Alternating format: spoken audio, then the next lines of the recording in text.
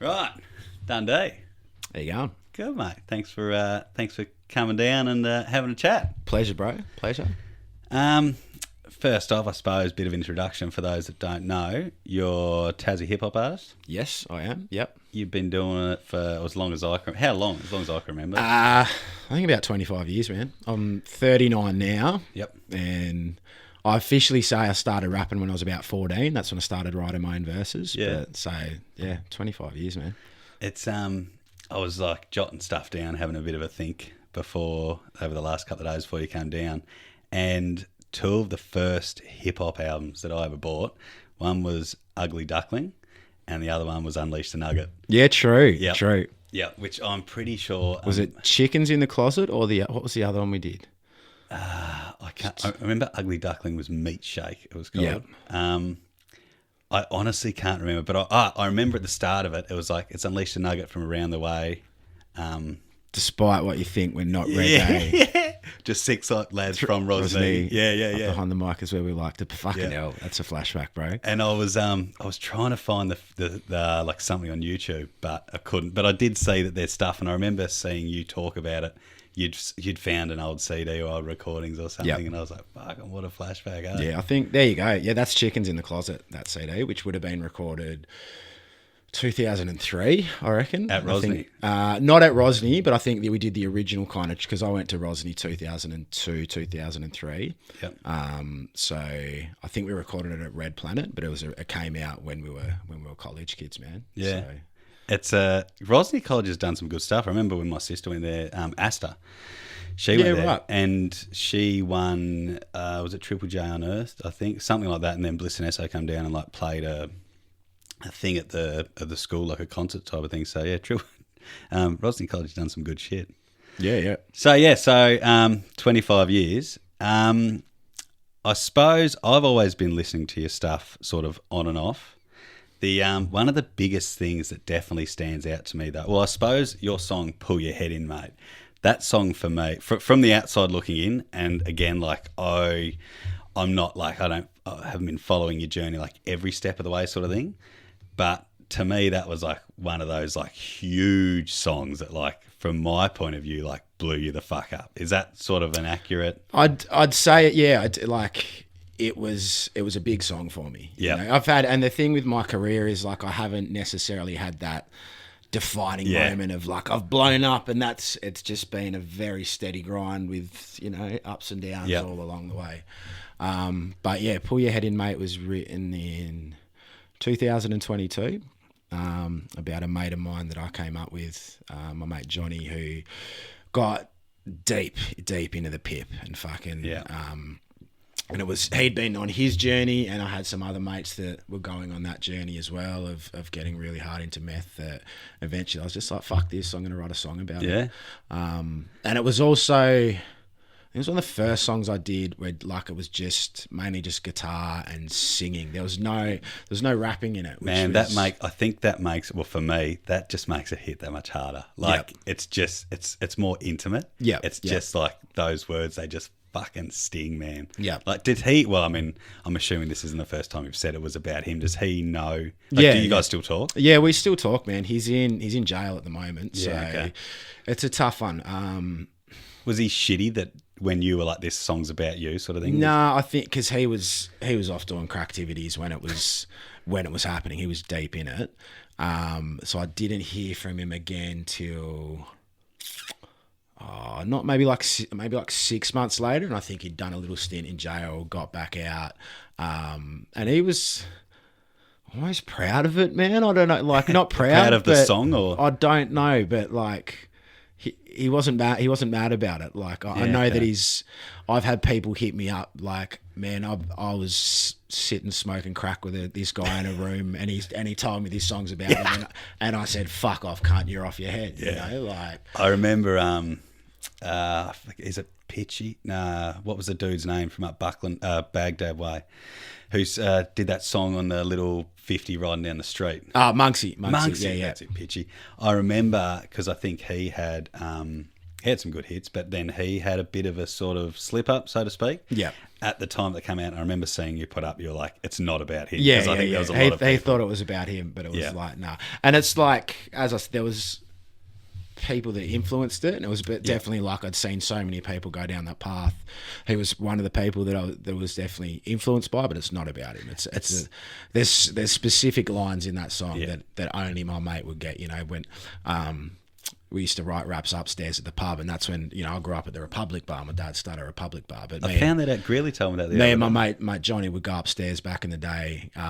You know, fucking hit up my tab, get a bunch of drinks, and just sit in my room and fucking just pen raps, and that's where it started. So some of, I suppose, a large part of the reason what I think makes you like a fucking brilliant rapper that you are, is that your ability to play on words, and I feel like that's used pretty commonly to describe rappers these days, sort of thing. But again, for those that don't know, to give you a bit of an idea, so here's a bit of a take. Excuse me, from Pull Your Head In, Mate. So you can tell me till you're blue in the face all the reasons that you turn to the shard. Say you self-medicate just to help with the pain that still burns in your heart. But while you were trying to blur out the past, you couldn't see it only worsens your path. For every time you found yourself on a pip, you lost a piece of the person you are. Like, that's fucking unreal, man.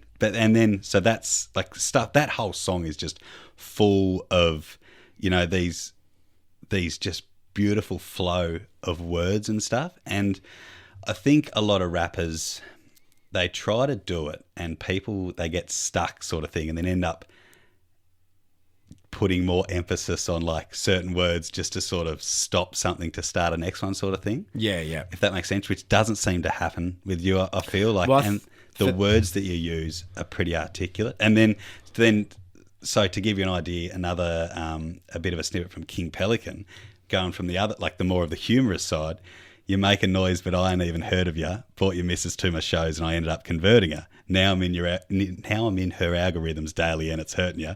I'm testing your relationship like flat pat furniture. Like, how fucking good's that? Yeah. And that's what I mean. Like, your ability to use such good rhymes and words to tell such a heavy story about the downfall of someone with meth, but then also your ability to you know, you're essentially telling jokes, but like with rhymes and rhythm. Well, I think so much of what I do is like the little observations and little funny things you come up with when you're with your mates. Like, I draw so much from that, you know. But I think for Pull Your Head In, Mate, it was a song that flowed out of me. I wrote that song very quickly. It was in just one of those ones. Couple of sittings, you know what I mean? Because it's so from the heart. The start of it talks of, you know, do you remember when we used to write raps upstairs at the pub, whatever that first line is, of like our beginning of us just being, you know, 18-year-olds, like this was 2007 era, so I was getting, you know, pingers, like good old pingers, you know, different type of pingers back then, which I think set up my fucking drug career for the next fucking 20 years after, because I was chasing 2007 pingers for the next however long. But it goes from that innocence of where we started to the last verse is, you know, do you remember a couple of years back when you were down and I came for a drive, told me that you'd been clean a couple of weeks and you were changing your life, but as soon as I took one look at your man, I saw the state of your eyes. Even before you opened your mouth, I could see it in your face. You were fried, which is a true story, which was... I can't remember, it was like maybe a year or two before I wrote the song, and he hit me up because he'd have these patches of like, I'm clean, bro, let's catch up. And I remember he'd hit me up and he's like, I'm down in Tas, bro, I'm off the shit, let's catch up.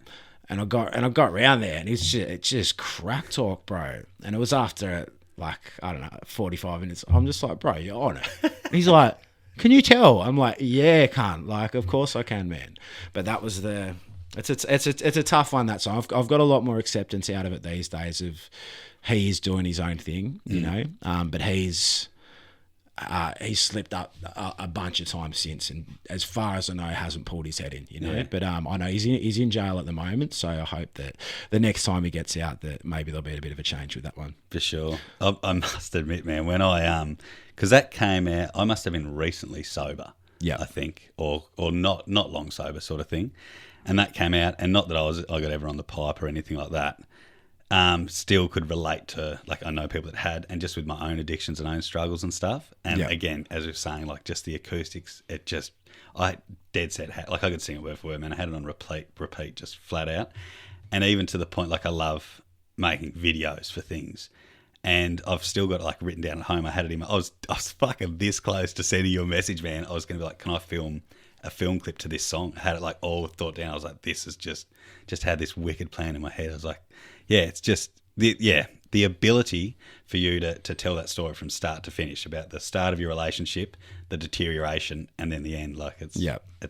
And it's a song, it's one of those songs that hits people as well. You know, I've had so many people that are like never been on the pip or anything, but they're still like, this applies to me in a certain way. 100%. And I think it's just the way the chorus is shaped and the way it's sung with the emotion that it can apply to many different people in many different situations. And I've had a bunch of shows that I've done where people are in tears when I play that song. Like, I'm looking at people in the front row and they're bawling their eyes out, kind of thing. Which, as an artist, it's like, wow, like I get to connect with people that way. It's very, very special, man. 100%. And you're recently, last I saw was 6 months sober. Well, it's on the 4th. I know it's the 4th is my date for it. So are we now the 3rd? So tomorrow. So tomorrow is 8 months off cigarettes and weed, and then 6 months off alcohol, rack, all the rest of it. Ketter, fucking. So I basically had a big night for a mate's 40th 2 months in. Yeah.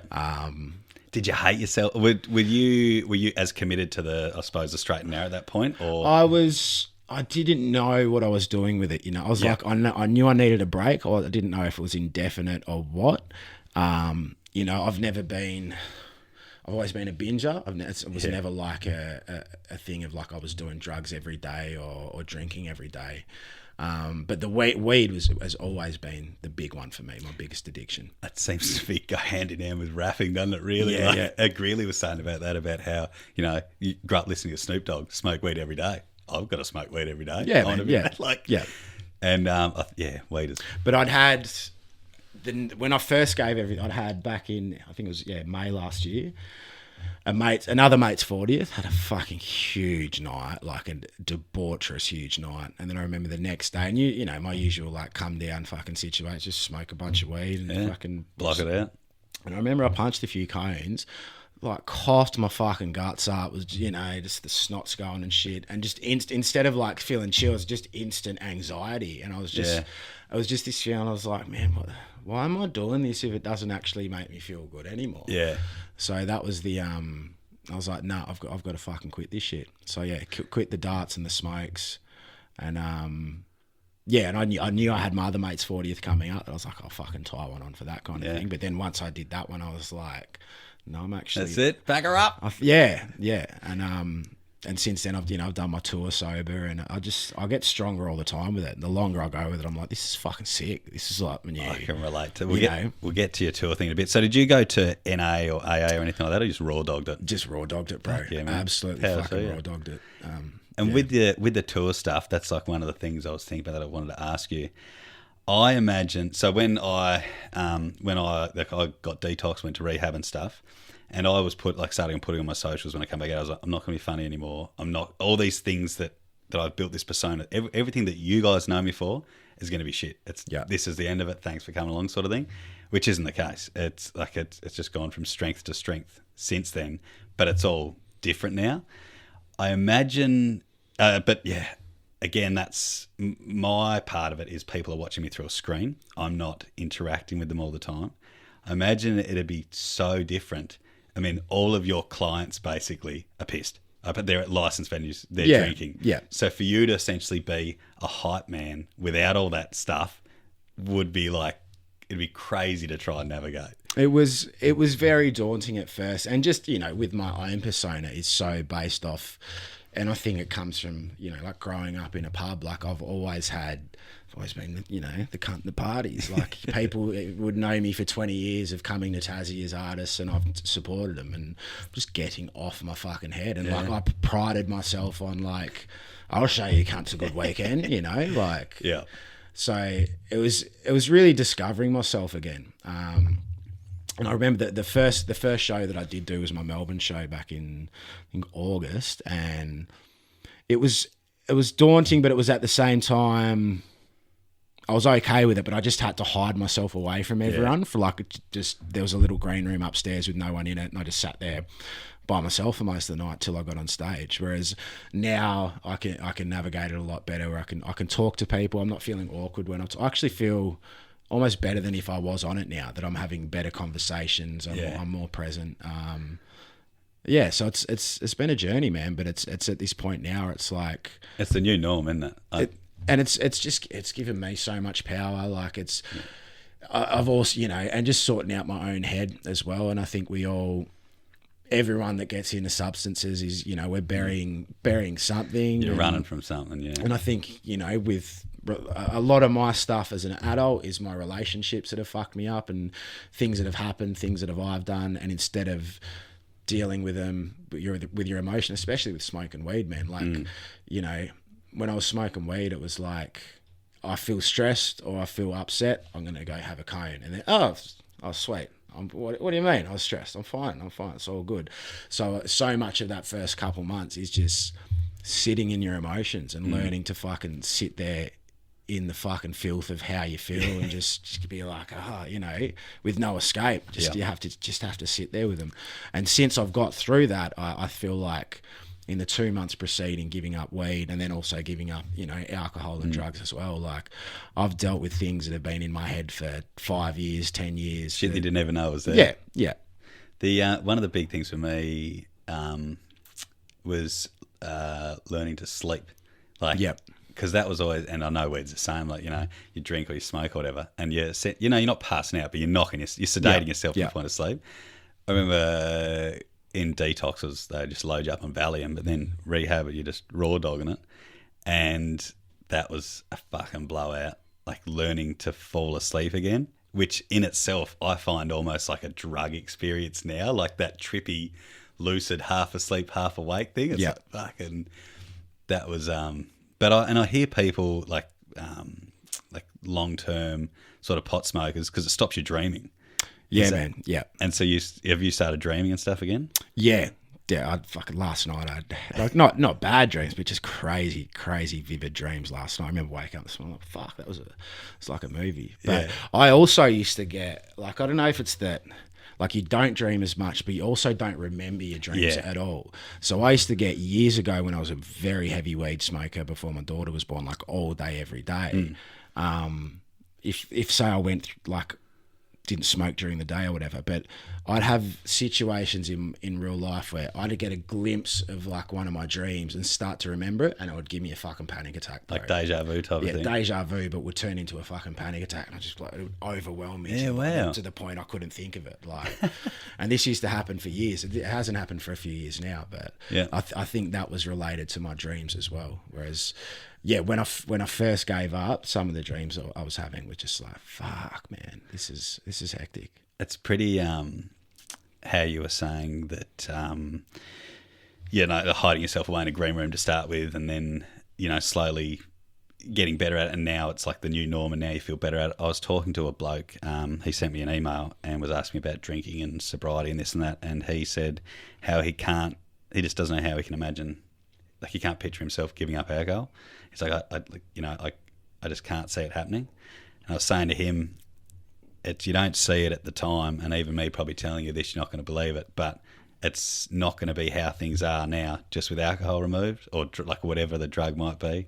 That would never work. Yeah. It's literally like everything changes. You still do the same shit, but you just got like a different outlook on things. And you really do. Your ability to convert. Like, there's no way in hell I'd be able to do this, man, if I was still drinking before. I remember when I ran for politics like years ago, and they had a meet and greet, like an information night at a pub in town, and that was like live streamed and all this sort of stuff. I was on the piss doing it. We'd have like fucking these Zoom meetings and stuff. Everyone would be there like talking away. I'm drinking. Like it literally, and just not being able to, always in the back of your mind. Like I hated, and the same with the cigarettes. I hated, like, I'm a big time hunter. And if I go away, I think, fuck, I go away for so many days, I need this many cartons of beer, and I need to take this many cigarettes. What if a lighter dies? I've got to take it. And I hated shit having that control over me. But yeah, man, and that's it makes you plan your day out and around what it you're doing around it. That was me with weed, bro. Like, you know, going to, for instance, going to my daughter's mum when we were still together, going to the shack with her parents. Didn't know I smoked weed, so it was a real strategic. Okay, I've got to wait till the right time. I'll go to this spot, make sure I've got clear eyes, mate. You know, it was all this fucking. And everything, and then you just realise, what the fuck, man? That's completely controlled my life and was ridiculous. I was just about to say it, and that's the thing I always used to justify. You know, with alcohol, I can still work. It's not controlling my life. Like, it's just helping me get through the day, or this, that, and the other. But then, when you get on the other side of it, and you realise how much shit you're planning around it. Yeah, it's ridiculous. Like, every day, like every single day, was based around like, if I'm not smoking when I get up, when the fuck can I get home so I can punch a few cones? Like, my whole day was based around it. Yeah. Like, and so you reckon? So this is you. The people have asked me, like, I can't. I got to be straight, like sober. That's just my. I have to do it that way.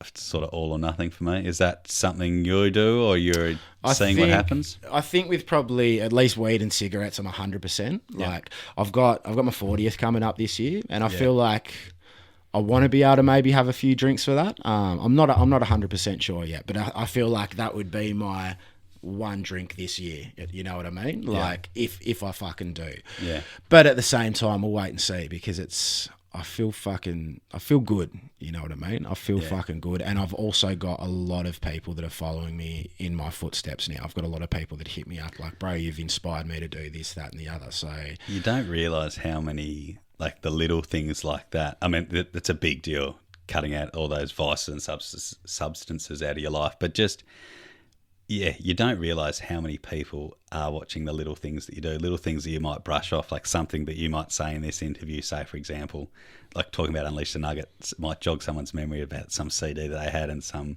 that memory that's attached to it, sort of thing. Like, I quite often forget that sort of stuff. Like, yeah, man. And me too, because I'm, you know, for the most part of the last however many years, I'm so in my bubble, bro. I don't know if you get this as well, but you just live in your bubble and you don't realise until you get out and about. Sometimes someone says something to you, the actual effect that you have. And when I'm just being a fucking idiot and going out and getting on the piss and getting bags and fucking sniffing them up, like, and writing music about it, I don't realise, like, it's whatever, bro. Like, and it's not till I get to this stage now, I'm like, oh, fuck, I do have a bigger fan, especially when I get interstate as well. Like, Hobart's Hobart, so not too much changes down here. Like, I just go about my day, whereas when I go interstate and I've got people like regularly at shows getting me to fucking sign them and they're getting my name tattooed or whatever, that I was like, oh, this is bigger than I fucking can comprehend. I remember the first time when I started putting videos out, and the first time I saw someone at the servo at Sorel, and I'd just finished filling up my cruiser, walked in to pay, walk out, and this bloke's like, lettuce. And it was the first time anyone had ever referenced me like that sort of thing. And I stopped and turned around, he's like, what are you doing? And I was just in shock. I was like, I'm just getting fuel, man. He's like, I thought you were in Perth. And I was like, what do you mean? And this dude, for whatever reason, thought that I lived in Perth. And I was like, wow, this is interesting. And then, I to start with, I had all these people like locally who knew like we had mutual friends sort of thing. And I was going to their parties and just hype man type of shit. Yep. Destroying myself for a laugh, getting free piss.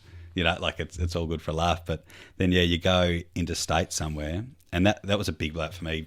Ben Flynn, who we were talking about before. Shout out to Flinner. Shout out Flinner and Damo. Yep. So he moved back from, he was living in Mackay, and him and I were talking on the phone, and he was like, oh, what are you doing? You know, I think it was around October or sometime. Anyway, I said, oh, not much. He was like, oh, I'm going to move back. You should fly up and drive back with me. Yeah, why not? And did that.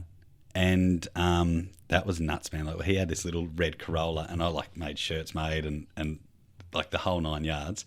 Told everyone I was doing it. I had a bloke pick me up from the airport, like flew into Queensland. He picked me up. He had a fucking joint, dude. It was like thicker than my thumb and like, 20 centimetres long, I reckon. Picks me up. He had this little hatchback thing.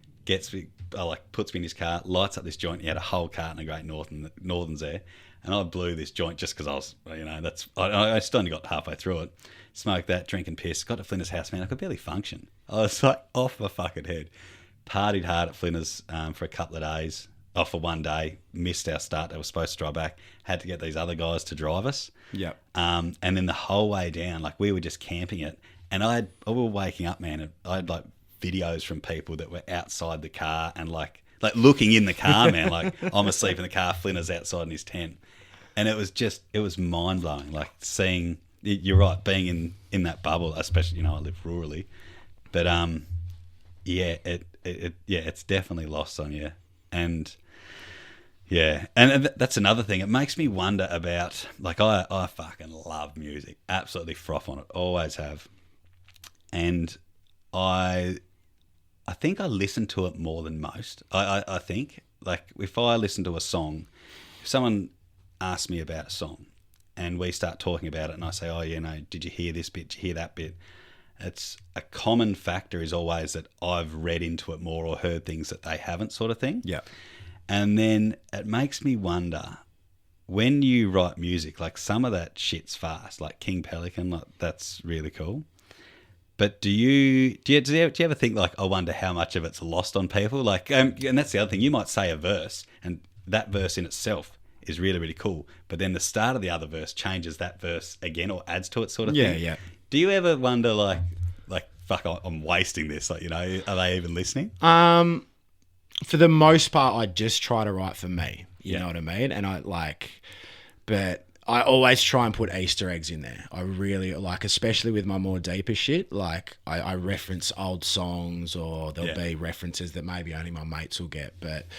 I also get that I think from doing battle rap for so long, battle rap was a huge part of my life for a long time, that I've been in the room where there's something that I've written, I'm like, this is going to fucking blow the room up. Like Harry Mack type shit? Yeah, well, or have you seen any of my rap battles? Like I've seen a couple. So it's more, it's not freestyle, it's written, but it's like, you fucking going toe to toe with someone. Yeah. But certain times that you'd write something like, this is going to blow up. Fucking crickets, like people didn't catch it, you know what I mean? So I think from those days, I know that sometimes you've got to keep it simple to an extent, and that's what I try to do, is not overcomplicate it too much. But there's still a lot of nuance to what I do, a lot of Easter eggs here and there, and a lot of like I froth wordplay, man. Like I love wordplay, and that's where like King Pelican is very much a reflection of my battle rap kind of career, like bleeding into that. You know what I mean? The with battle rap, do you ever think to yourself, like the person that you're going up against, because it's essentially you're attacking that person in every way? Does it ever in the back of your mind, like, if this kicks off, like, I'm going to have you? Like, do you ever shape them up to think, oh, like, if it kicks off? Yeah. I think you have to, like, I don't know. I was a very different person when I was battle rapping. I was a lot more aggressive, a lot more highly strung. Yeah. But I almost had to keep that in my head of like, all right, fucking, if I'm going to stand on business. And it never did. It never kicked off. But I had that in the back of my head, definitely. But it's a funny thing that you think that 99% of the battles I did, I was better friends with the person afterwards. It's like the old school of getting in a fight. You know what I mean? Yeah. Shake hands and have a beer afterwards. Like Greeley said much like a pretty similar sort of thing, which is I mean, you two are the first ones that I've, I suppose, interviewed in depth about this sort of stuff. But he said pretty similar stuff. I mean, I suppose it's appreciation of the art, isn't it? You're both there, doing what you love. But there's also like I went to like going overseas with battle rap. I've battled, I went to Canada. Yeah, no shit. Went to Canada twice, UK twice, South Africa. South Africa was crazy, man. But that going to another country where I've never been to before. I don't really know the culture of like, I'm about to say some offensive shit about this person who's in the room with his mates. I'm there by, on a fucking visa. Yeah. So it's a bit more like, oh fuck. Like, but even South Africa, which is fucking hectic, man, hectic. But I remember like once the battle happened, it's just like, no, it's all good. This is what I do. It'd be hard. Is it harder to, like the different sort of countries, the scene's different, the music's different, the play on words is different, all that sort of stuff.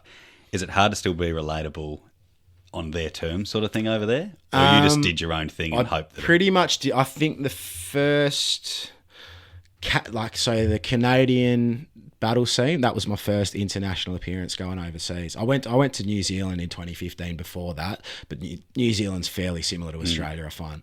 But going to Canada, they're a lot more Australian battle rap's a lot more humour and jokes and taking the piss, where Canada is a lot more bars and wordplay. Like you really got to think about it, kind of making intricate shit like that. So I feel like I tailored it a bit towards their scene over there with them, but it was my classic Aussie jokey shit that really hit it off for them, you know. And they love Australians over there. Like I don't know what it is, but as soon as I got there, everyone's just like, dude, Arsies, dude. I fucking love Arsies, dude. Yeah. Yeah. Does it get addictive? Do you think, like talking about addiction? Well, I mean, mine was addiction. Weed sounds like it was addiction for you. Is there an addiction like to the releasing of music or the battling? Like, I think all of it's an addiction, bro. With music, with battling, with all of it is like I'm chasing dopamine, bro. Yeah. Like, and from, you know, one of my first experiences was, let's say, like grade 3 or 4, me and my brother played guitar. I think we played Smells Like Teen Spirit. No singing, just playing guitar in assembly, and people cheered for us. And I was just like, whoa, I like that. And I've been chasing it the rest of my life, man. So I think there's so much with battle rap, with why I chased it so hard and I got a lot of success through battle rap, is I was chasing that. Okay, I've done this, what's next? And what's next? And even with something like, you know, with my Take Flight verse recently, which King Pelican is from, like, which got, I think I got like about 1 million views across social media in about a week. Yep. But it's still that same thing. It's like, fuck, dopamine, likes, comments, messages. And I get to the end of it, I'm like, what now? What's next? Which is what I'm actually starting to at the moment, to be like, this can't control my life. I need to get back to doing this shit for him, like how the creative process makes me feel, instead of the releasing it and getting dopamine off people getting me. So it's a learning experience, man, and it's something that I'm. Well, you're forever adapting, aren't you? You know, like that you're on the straight and narrow relatively recently. Yeah. But I mean, what works for you 6 months ago might not work now, and then that might not work in 6 months again. But it's something it's a full addiction, bro. Like I'm not going to sit here and go like, no, it's, you know, I chase this shit. Yeah. You know? And especially, even since giving up the drugs, I don't know if it's been a new outlet, because I've gone very hard this year on my music. I'm always going hard with it, but I feel like I may be chasing it a bit more this year, where I'm starting to get to a point of like, I can't have that as my fix of dopamine. I've got to have other things to give me dopamine. Yeah, because it's not like, it's never enough, bro. It's never enough. And you can look at, I feel like I'm pretty well adjusted, that I've never had that massive big leap that's got me famous as such. I've just kind of hovered over the years and stuff. But I mean, even so, if you do that, like if you do have something that just catapults you up, I mean, then I think it fucks you up, bro. Well, you got to follow that again. Yeah, you know and I know. I'm not going to mention names here, but people that I'm friends with in the Australian hip hop scene that are very successful artists that have blown up on shit, and it's fucked their life up to an extent. They've, you know, they've got into drugs harder than I have. They've got depression harder than I have. And, you know, a lot of them are still finding themselves, where, you know, I'm finding myself as well. But I feel like as much as I've got my fuck ups over the years, I'm a pretty well adjusted person, you know? And this is one of the things that kept me going, being able to smoke weed and party and fucking do coke for so many years, is like, I'm a successful person in the fact that I've always worked, bro. I've never let that shit get in the way of my work. Yeah, always been a good father. Like, so I've sustained doing what I'm doing for a long fucking time. But I feel like having so many failures in music and, you know, over the years has helped me in a sense that I'm a lot more accepting of it. Like, I think as well, I mean, there's so many things that could happen. If if one thing was to happen that absolutely shoots you into international stardom sort of thing, if that had happened early on, before you'd had all these failures and whatnot, and ridden those roller coasters, it'd be very easy to, fuck, what do I do now? I need a manager. You need someone that you're hoping and trusting is going to have your best interests at heart. it'd be quite easy for whoever it is just to see the dollar signs and just fucking work you into the ground. Yeah, exactly. And if I had have blown up when I was 21, when I was just being an absolute fucking idiot and Dead. Yeah, dead, or just a fucking on. Who knows? But so I'm kind of glad that it's happened the way it has. I feel like I'm still a pretty well-adjusted person. I'm pretty down to earth. Like, most of the people that meet me, I'm pretty easy to have a conversation with. I don't separate when I go to a show, or I don't separate myself like I've got to wait out here and you can only talk to me at the meet and greet. Like, fucking, it is what it is. You're a normal person. Yeah. You and from my point of view, I suppose from my generation, it was like you and Greeley as far as Tassie. Yeah. You guys have always been like relatively close as far as... Yeah, man. So I think Grills was telling the story of when, because he went over to his dad in the States and got shipped back when he was about 14, then moved in with some hip-hop fellas when he was about 15. So that's when I met Greeley, was when he was 15. Yep. So I'm 3 years older than Grills. Yep. So I was 17, 18 at the time. And at the time I was like one of the kind of gun cunts of freestyle battles down here and getting my name up in the scene. Yeah. And a few people would be like, you got to hear this young fella from Hobart College, Greeley, man. He's a mad beatboxer. He's starting to rap. And so I heard his name a bit, and then it would have been, we used to do, it was called Syrup Smackdown, the old Syrup nightclub did freestyle battles for a little while. And I remember, because Grills was only 15, so we couldn't get in, but, the smoking area was out the front there. So you go out the front for smoke, and Greeley would be there like, hey, Dunn D, I'm Greeley. Can I beatbox for you, man? Like, you're just like, hey, fucking, all right, bro. Like, so that's how I originally met Greeley. I remember one night at Republic Bar, I think it was Bliss and S I was playing, and they had a cypher on the stage. Grills might have been 16 by then at this stage. That cypher on the stage, and Grills is hanging on. He's at the window outside on Burnett Street there, and they've handed the mic out to Greeley to do a freestyle. Like, that's how I originally met Grills, and we were always mates. We weren't like hella close, but we were in the scene together. We used to see each other a lot. And then it was around about 2009, 2010 that I got into the a cappella battle rap stuff, which he'd been doing for a bit. And he's like, bro, you need to come do this shit. You'll kill it. And then it was through us, basically, we're the two guys from Tassie, and we were travelling around the country doing this like every 2 months, going to a battle event in a state and repping Tassie. And it was through that we just like fucking built the most solid friendship. And he's, He said that he was telling me, we were talking about his time in prison, he said that you got him a PS2.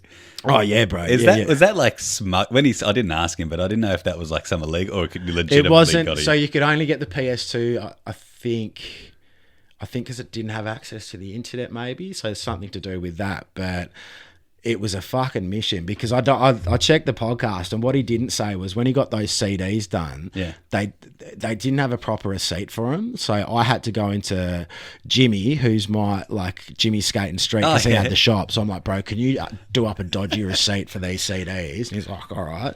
So I had to get them sent him in, and then I went to like every fucking cash converters in fucking Hobart and the surrounding areas. None of them had a PS2, man. I'm like, for fuck's sake. I ended up going. So you've got to take the physical PS2.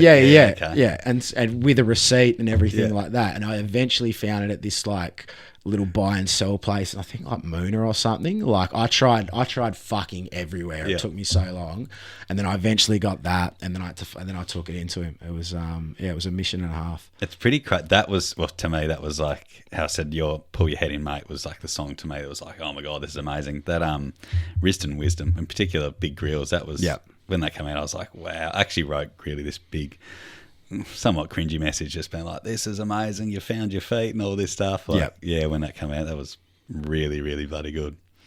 It was good. It was good to see, because it was like, I feel like Wisdom was his like little victory lap of like getting out of there, and especially after, like I said to him, I just can't fathom. I mean, going to jail, I imagine, would be hard enough in itself, but going in, okay, I've got to do this for 2 months, getting like accepting that in your head, going to do it, and then coming back out and then going, actually, you're going back in for another 10. That would fucking... It was brutal, man. Like, because we, like I've never had any mates that like got locked up for that long of a period. Like I had some back in the day, but they were more acquaintances and shit like that. But, watching my best mate get locked up and then the first 2 months he was in as well, it was that much of a fuck around to get get on the visitors list and get my fucking phone number. I didn't actually talk to him that first 2 months. We had another friend that was we were communicating between. So then I organised this welcome home gig for him that we put on at the Brisbane Hotel, and he got out that week, and that was the Saturday, I think, and then he had court again on the Tuesday. I think it was at the end of that. He's like, yeah, they're appealing my thing, bro, so I could go back in. I was like, what the fuck? And then on the Tuesday, he's like, yeah, I might go back in today. And I'm like, nah, that's not gonna happen. And then fucking my mate's rang him like, yeah, he's got fucking another 10 months. I was like, what the fuck? Like, it's hard to get your head around. It'd be mental hard.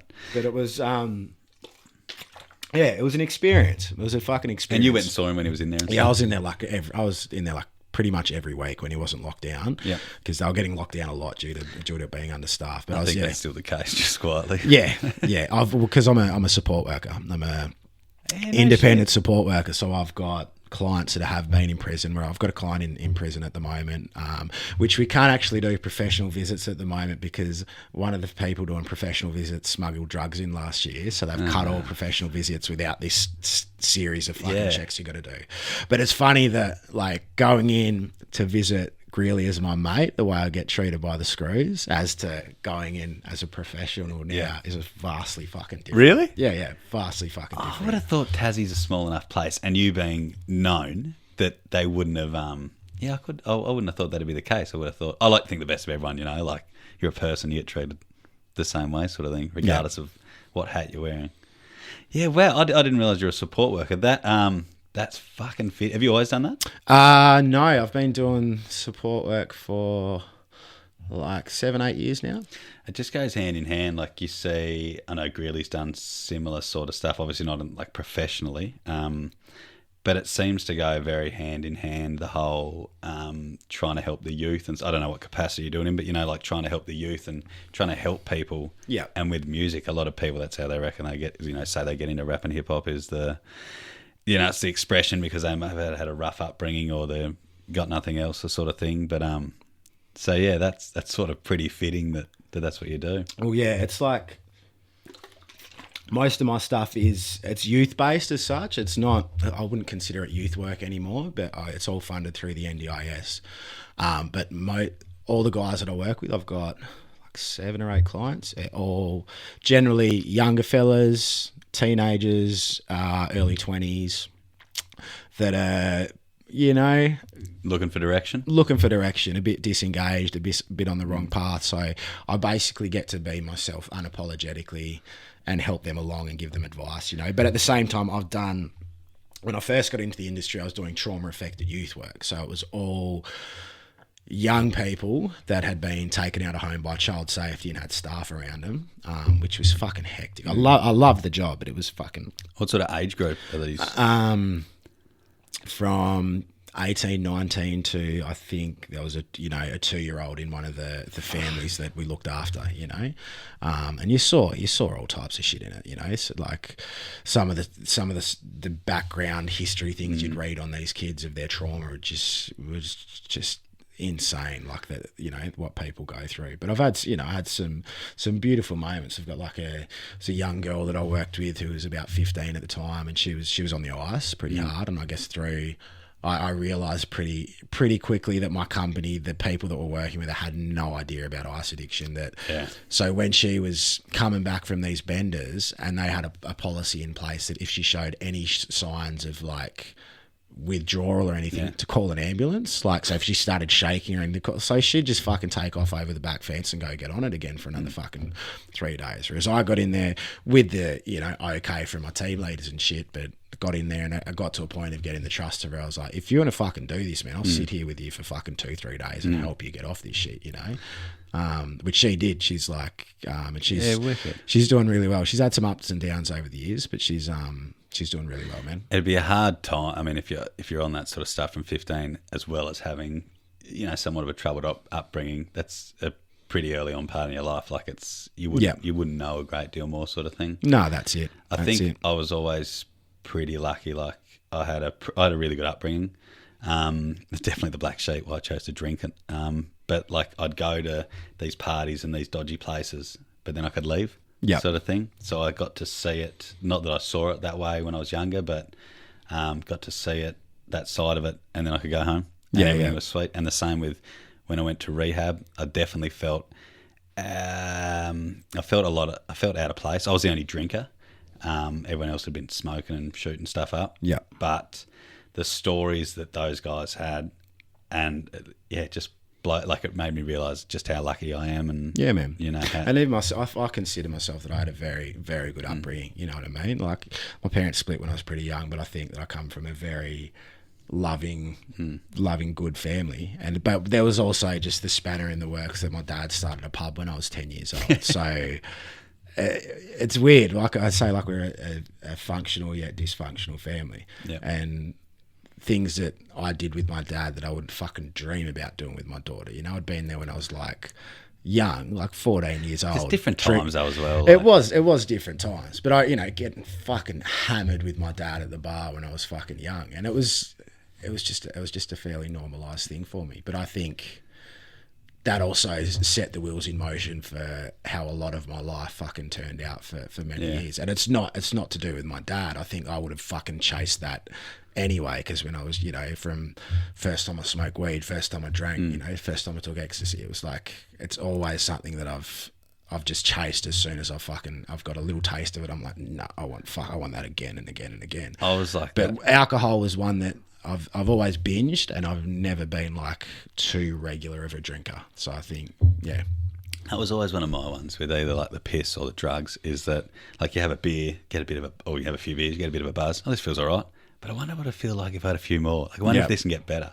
And then, fuck, I'm starting to get pissed. I'll have a line or something. Yeah. But I wonder if I have another one. Like, it feels good now. I wonder if it'd feel better if I had more. Exactly, yeah. And you're just constantly chasing that fucking... And it just doesn't work. It doesn't, man. And I think for the last couple of years for me, man, it was like I've got my daughter week on, week off. So I remember like she'd go back to her mum on the Monday. So that Monday night was that was my night. But I'd always be like, we'll just go... Me and the boys, we're just going to get a counter meal, just have a couple of beers, fucking like clockwork. We've got a bag. Next thing, it's 3 a.m. in my kitchen, fucking. We've warming up the plate. We've bought fucking 2 or 3, and I've spent $1,000 on a Monday, and feel like, and then I'm catching up, just chasing my tail for the rest of the fucking week, bro. Like, have you found your relationship with your daughter's mother? I mean, I don't know what it was like beforehand, but is it improved since you got on the straight and narrow? I think we've had an interesting one, I guess. So we split up in 2018, and then it was fucking pretty rocky for a few years. And then 2022, she took me to court and tried to take my daughter off me. I was at court that day. I'd forgotten about that. I sent you a message, man. Yeah, right. I went to court as well for my young fella, and I'll find it on Instagram later, dude. Your name would come up, and I sent you a message, and I was like, fucking, is this you? That could have been something else other than fucking the... But it was, there you go. It probably would have been. But so, we got real bad. 2022 was like... We had to do drop-offs, like school drop-offs or through family, because we'd fucking blow up. Like, it got really fucking bad, man. And it was end of 2022 that we finally, she just came, she's like, can we settle this outside of court? I'm like, fucking oath, again. I've wanted to do this since the start. But I think she genuinely turned a page once we signed off and was like, all right, we've got to make this work. And so... Yeah, end of 2022, we've been really fucking solid. That's awesome. But it's got to a point now, and I think it's definitely helped since getting sober that I'm better at communicating. Yeah. That we're almost back to being friends. We are friends now. We can have a laugh and have a joke and chat about things outside of just what you have to. Yeah. So I think that's pretty common in a lot of relationships. All of my sort of serious ones, especially the women I've got kids with. Yeah, you break up and you fucking hate each other. You're trying to like hurt them and stuff, and then it's sort of, I've got a good relationship with them now. It goes sort of full circle sort of thing. It does. And I think, I don't know, it's a pretty, not everyone does it, but I think it's that you got to demonize someone to make yourself feel better, until you can get to a point and look at it and like, fucking takes 2 to tango, man. I've done some fucking, I've been a shit cunt in many situations, like, but once you can just separate it all and just look at them for what it is, and also be like, I once loved this person. There was a reason I loved this person. They're the mother of your child. Yeah, and that's the mother of my child. Yeah. And I think that you fall in love with someone that you do, whether you fucking hate them or not, at the center of it, like you do carry that love for them for the rest of your fucking life, you know? Yeah. Like, so your daughter, I've seen that you've shared the stage with her like recently and stuff. That must be pretty sick. Yeah, very cool, man. Very cool. Does it worry you from like do you get many people like in your own music like heckling, or not so much heckling, but you know, like your shit, fucking that sort of stuff? Do you get much of that? I get it. Online as like not. It's not regular, but it's still. But it's that thing of like you get. I don't know if you're the same. You get fucking 200 comments praising you. You get that one comment of someone mouthing off, and you fucking focus on it. You know. So like fucking where you live, who's your family, like. I'm pretty careful with it, like. But I'm also, you know, I've taken to the studio a bunch of times to record her own songs and things like that. But it's not a case of I want to put her out there, because I really don't. I think it's such a brutal thing to do that, you know, and I've told her that as well, that it's, if you want to do this, it's something that you work towards. It's not something that you just, so I'm careful of it, for sure. But I think we might be doing our first like proper gig together soon, where she's doing a few songs with me, and just trying to get it organised now. But we're writing some songs together, and And so is it something that she wants to do, or is she just? I mean, I suppose she's doing. Yeah, no, I'm just whipping her like.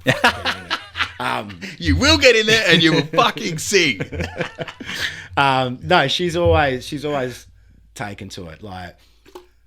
But it's funny as a singer and a guitarist, I was always, you know, like I'll be able to sing to my child and fucking, you know, no, like as soon as I like, and this has been our whole fucking life. As soon as I'm in the car or try singing, like, Dad, shut up, that's so annoying. Oh, really? It hates it. Absolutely gets embarrassed by me singing. But then through her being able to do it, she's a bit more accepting of what I do now. But I'm still like. Especially if I wouldn't say I dance in film clips, but I might get a bit of jig about. And she'll just look, and she's like, Dad, that's so embarrassing. Why did you have to dance? Like, so I'm still very much just the embarrassing dad, which is, you know. It's good to know it's universal, even though you do that for like, you've been very successful at which, it. Yeah, still shit. I thought it would be like, she'll share this with me and love me singing, and, you know, no, she fucking hates me singing. But yeah, she's always loves singing herself, so it's usually more like, Dad, shut up and let me sing. I don't want to hear you sing. And it's just something that I was at the start of the year. I had this gig at Mona, which was an all ages show. That'd be cool. And usually, if I've got her and I've got a show, and I might be like, "Oh, do you want to go with Nana for the day?" And she'd be like, "Yeah, I'll go hang out with Nana." And I was like, "Do you want to come do this song with me, Lucky Man?" Which she was in the film clip for. And she was like, "Yeah, all right," and did it. And she was a natural, bro. She's an absolute natural, and we've done it a couple of times since. There's been another couple of shows that I've got her up for. So it's beautiful, man. It's like I do get to have that moment of sharing this such a special thing with my daughter. That's very cool, man. Yeah, very cool. So aside from your daughter, I'm assuming that would be the highlight of people that you've shared the stage with. So far. Oh yeah, by far. Yeah. Who would be if you could pick anyone? Who would be number two? It's be it person or band. See, it's such a blur as well, because so much of my time playing and supporting is getting off my fucking head. No, but I mean, if you could, not someone that you have, if you could choose from now, like anyone at all. Oh, anyone at all to jump up with. I feel like it would be some band. I'm not too sure. Like I could see it being not something that you'd like. It'd be like a rock band or something that I wouldn't suspect. Yeah. I remember Unleash the Nugget. Was it Unleash the Nugget that we supported back? This is in the early days, about 2002, maybe 2003. We supported Thirsty Merc at the Republic. Oh yeah. And I remember like blind, vaguely, but I got up and rapped with them. They didn't plan it. They were just doing a little solo section. I just stumbled up on stage and grabbed the mic and did a rap. But that was pretty fucking cool. The AJ, I saw AJ MC Click. Yeah. I saw him yesterday. I was walking into Kmart and he was walking through the door and he's like, "Gaz, how you going?" And had a bit of a chat to him, and he was saying about how he ran into you. Oh, I saw the photo that you put of you guys with grills. And he was struggling to get his words out, but it was something along the lines of you're doing a cover song of Bogan's Life. Yeah, and I was like, dude, I love that song. It's such a classic, man. For those who don't know, like A Bogan's Life by MC Click, which came out about 20 years ago nearly now. A while ago. But it's the opening line is, I'm getting on the goon in the passion pop. What you're looking at, I'll fucking smash you, dog. And it's a fucking classic. And I was a few months ago that I bumped into Click, and I'm like, I fucking need to do it. Because for a couple of years, I've done a few random like acoustic covers of hip hop songs. Yeah. So I was just like, I just thought about it. I'm like, I need to. So yeah, I've been working on it. He was stoked. And yeah, AJ's a legend, man. He's such a good dude. Such a nice fucking dude, bro. It's surprising how he's just everywhere. Like, yeah. I did this tour, this Lettuce tour, sold tickets to it, took a heap of people out to Red Banks today. I did paintball, all this stuff. Got blind, went into town, and when it was when an election was on, we were on TV, and he rocked up. And he had like full camera. It was the first time I ever met him. And Darren Petty, who was like, "Oh, this is AJ." I was like, "Oh, this is..." The first time you meet him, you know, "Oh, this is a bit odd."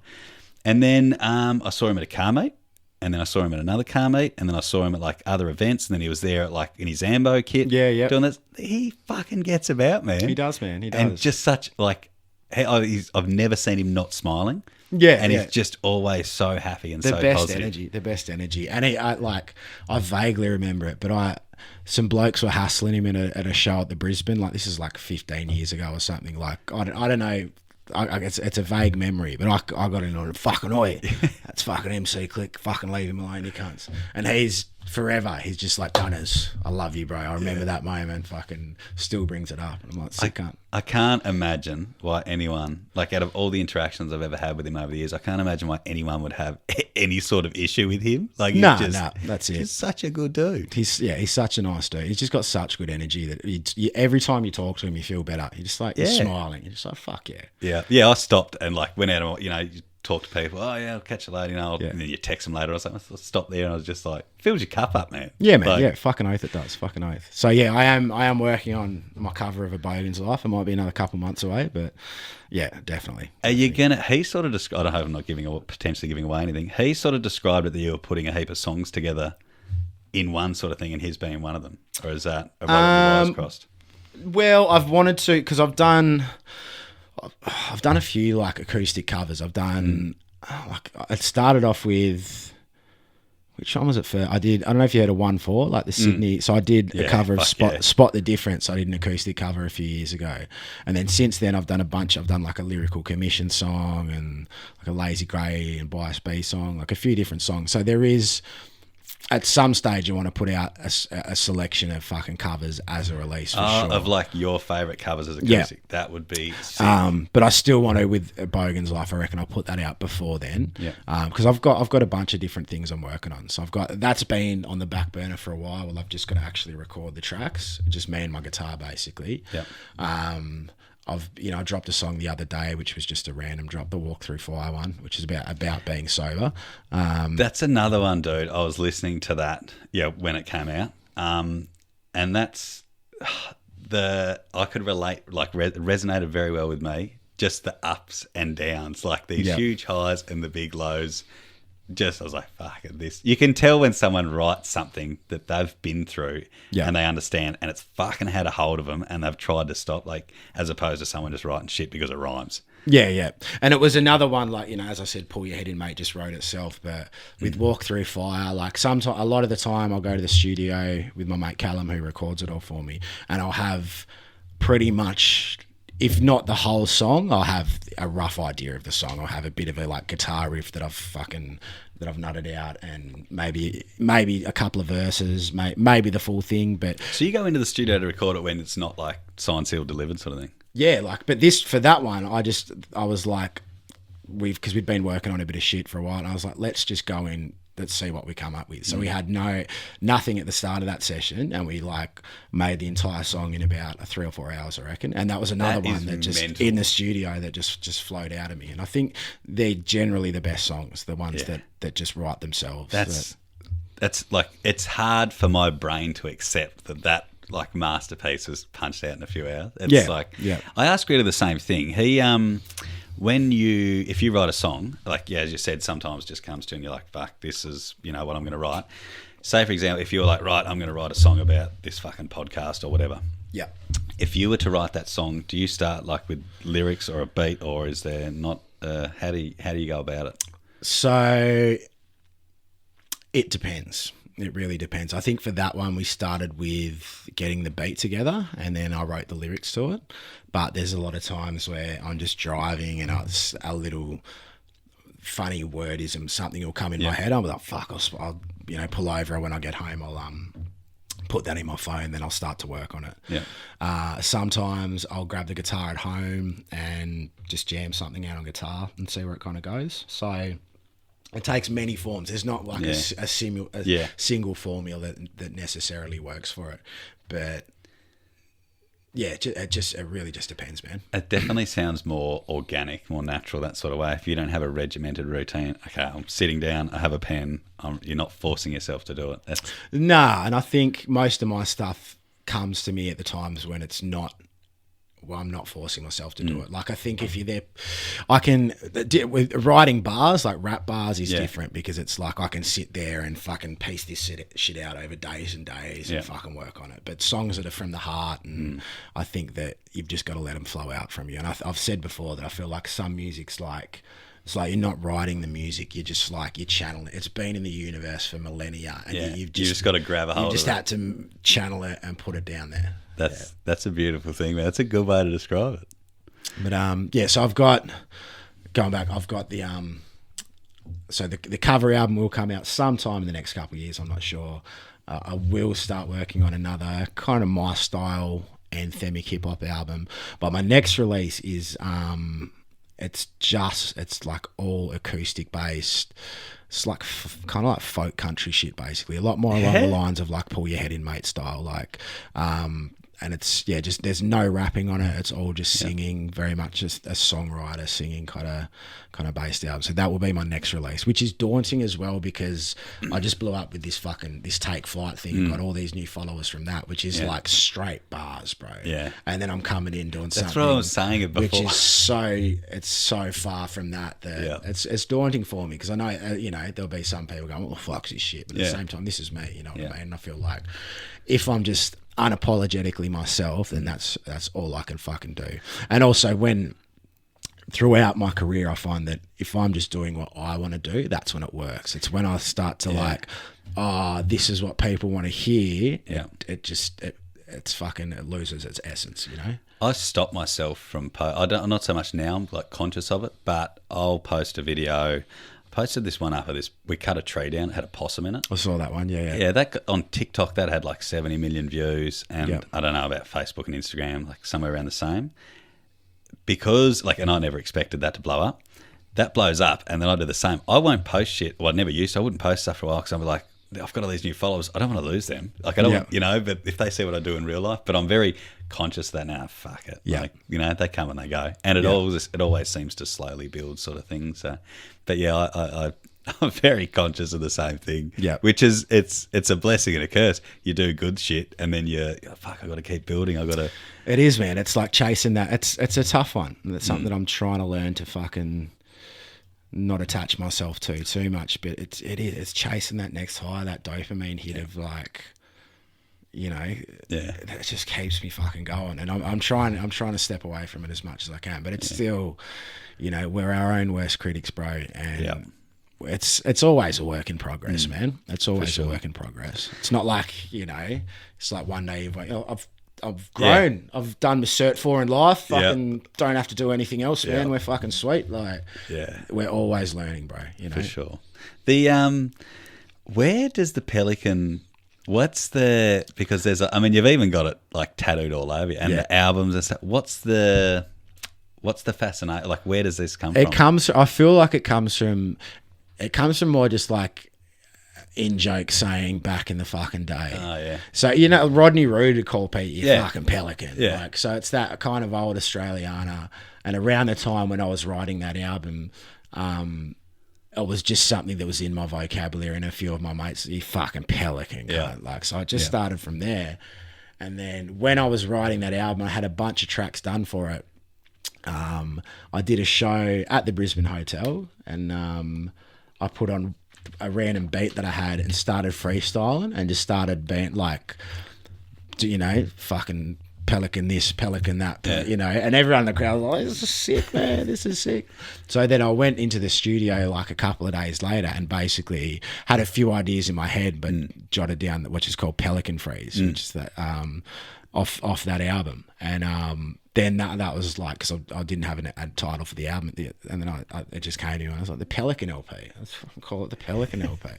And then my mate, this guy, did the fucking graphic design of the Pelican, and it looks wicked. It's just kind of taken off from there. But it's funny as that with that album, the Pelican LP, there's songs on that I fucking crafted and put harmonies on, and, you know, spent so long creating these songs. That one was done in 15 minutes, I reckon. Like, I think. Yeah, got in this. Yeah, the Pelican Freeze, which is just a fucking random kind of funny freestyle about pelican shit. Like that was so quick, and that's the song that so many people like. Bro, that's my favorite song of yours, eh? Like the so the Dirt Turtles. Yeah, they did. I talked to Greeley about it. But when they wrote a song when I was filming stuff for YouTube called LORD, which was brilliant. But yeah, the song that I fucking frothed on was Support, and then I started like playing it in my videos and whatnot, and heaps of other people jumped behind it. And Jake actually was saying, he told me that was one of those things, they hadn't done anything for ages. They're like, fuck, we got to put something out. Yeah, and literally same thing, just punched it out in like 10, 15 minutes, put it out, and just surprised it blew up. But just one of those things that just happen, I guess. I think creatively, but you know, there's some stuff you can plan out and it works to an extent, but those times where you hit the magic then and there and get it done quickly is like, it's beautiful, man. It's fucking beautiful because it usually translates in the music, you know. For sure. And yeah, shout out the Dirt Turtles, man. Bunch of legends. A lot of them. And at that, it's like, as you and Grills were saying, they had something special, bro. They captured a moment of and they captured a demographic of people. Like I feel like the Dirt Turtles really represent that like Eastern Shore kind of surfy, kind of tradey kind of vibes. I think it was like, I don't think they realised though. They weren't planning to at all, but it was just they really captured a moment. Those guys, 100%, man, 100%. Oh, happy days. Well, dude, you got anything to add or sign off? No. Got the new stuff coming out. We covered all that. So yeah, just gonna keep living, bro. You're doing well, man. Good on you for your sobriety and stuff too, and thank you, making some wicked tunes. So happy days. Thank you, Dunn D. Appreciate it, bro.